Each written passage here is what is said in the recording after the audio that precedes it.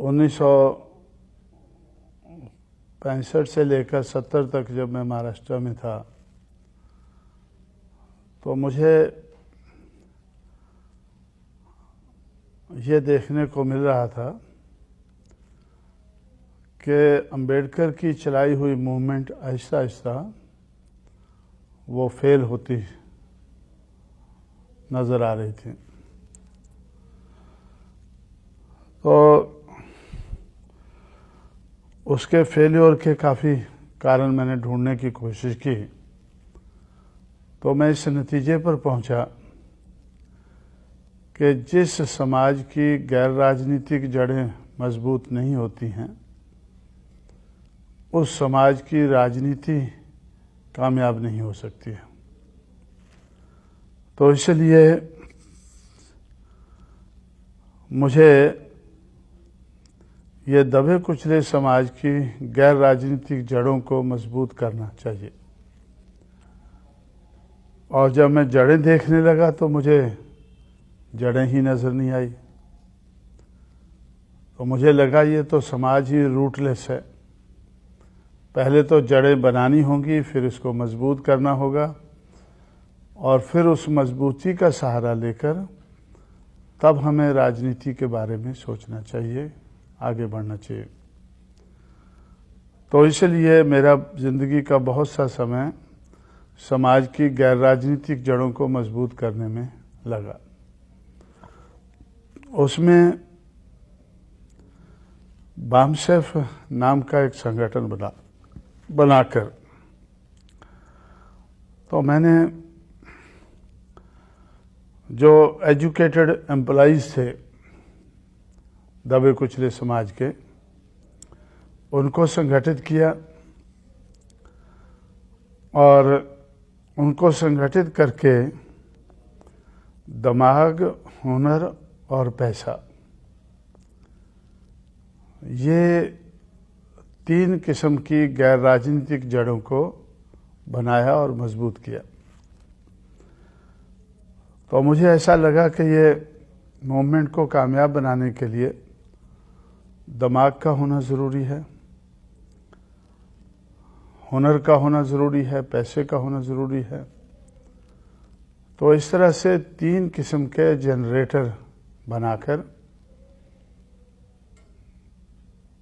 तो मैंने बात को, मूवमेंट को आगे बढ़ाने की कोशिश की। और जब ये गैर राजनीतिक जड़ें कुछ मजबूत हुई तो फिर मुझे ऐसे लगा कि भाई power will be product of struggles. जो राजनीतिक सत्ता है वो संघर्ष में से ही निकलेगी। वैसे ही कोई हमें थाली में लेकर उसको नहीं परोसेगा देगा। तो इसलिए संघर्ष करने के लिए दलित शोषित समाज संघर्ष समिति, जिसको शॉर्ट में हम DS4 बोलते थे, इस नाम का संगठन हम लोगों ने बनाया और उसके माध्यम से पहला संघर्ष हमने शुरू किया देश भर में। कन्याकुमारी, कोहिमा, कारगिल, पुरी, पोरबंदर, ये हमारे देश के 5 कोने नज़र आते हैं। 100 साइकिल की रैली शुरू करके दिल्ली की तरफ हमने मार्च किया एक प्रचार करते हुए। वो प्रचार किस चीज़ का था? Struggle for self respect and equality, समता और सम्मान के लिए संघर्ष। तो उससे एक वातावरण देश भर में बना, एक फिजा बनी, एक माहौल बना कि जिन लोगों को समता और सम्मान की ज़रूरत है उन लोगों को अपने पैरों पर खड़े होकर इसके लिए संघर्ष करना होगा और तब ही वो समता और सम्मान हासिल कर सकते हैं। तो ये रोल DS4 का रहा।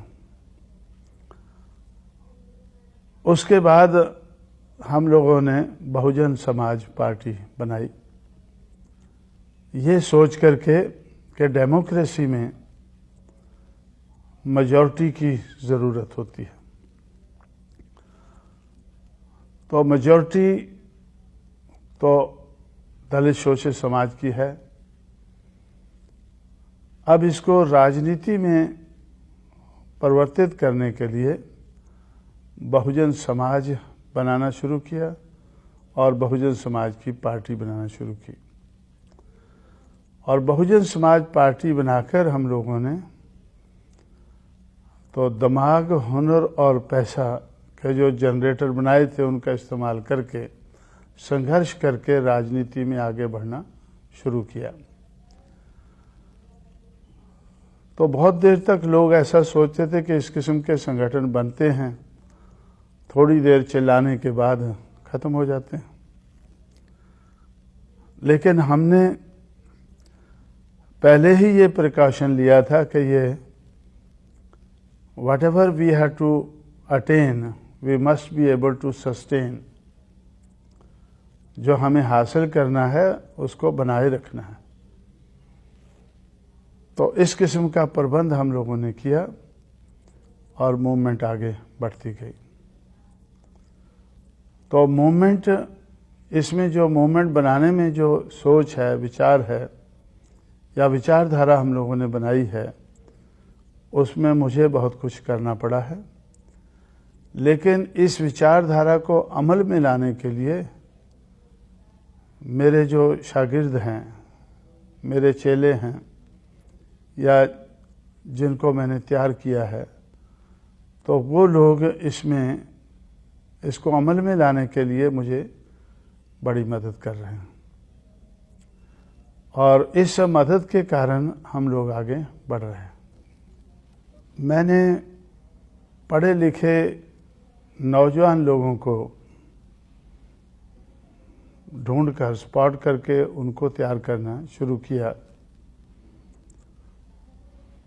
तो जिस किस्म की इस संघर्ष को, इस मूवमेंट को चलाने के लिए मुझे क्वालिटीज चाहिए थी,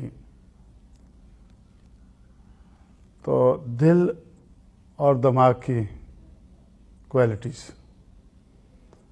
उनका दिल भी कहता हो कि हमें ये मूवमेंट को चलाना है, दिल के साथ चलाना है, और दिमाग भी हो उनका वो चलाने के लिए। तो दिल और दिमाग की क्वालिटीज़ को ध्यान में रखते हुए मैंने देश भर में पढ़े लिखे नौजवान लोगों को तैयार करना शुरू किया। और वही दिल और दिमाग की जो क्वालिटीज़ है वो मायावती में काफ़ी बड़े पैमाने पर मुझे नज़र आई। और समय के साथ साथ जैसे हम आगे बढ़ते गए तो वो क्वालिटीज़ डेवलप होती गई और उस डेवलपमेंट के कारण उनका जो रिज़ल्ट है वो अच्छा निकलता गया।